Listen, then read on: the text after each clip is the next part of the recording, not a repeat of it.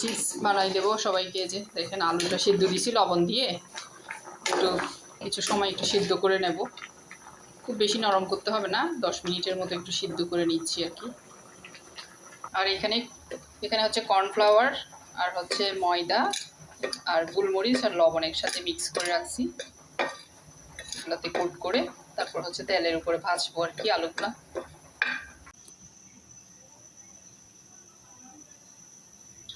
আলু চিপসের জন্য এখানে তেল দিয়ে দিছি, তেলটা একটু গরম হোক, তারপরে এখন চিপসগুলো দিয়ে দিব।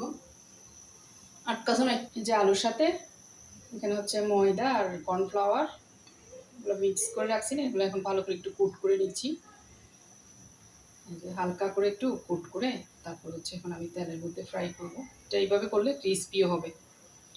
যে তেলটা গরম হলে তারপর এখানে সবগুলো দিয়ে দিব। তেলটা একটু গরম হোক, দিয়ে যে সবগুলো এক এক করে আমি দিয়ে দিচ্ছি এখানে।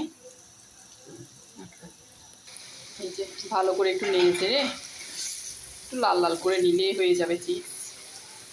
হয়ে গেছে দেখেন আলুর চিপস, ক্রিস্পি ক্রিস্পি, মাশাআল্লাহ অনেক মজা হয়েছে। দেখেন এখনও গরম গরম, একটু ঠান্ডা হলে খেয়ে মজা লাগবে। সবাই মিলে খাবো বিকালের নাস্তা। নাস্তা অলরেডি খাওয়া শেষ, এখন আবার এটা করছি আর কি, যে ফ্রেঞ্চ ফ্রাই।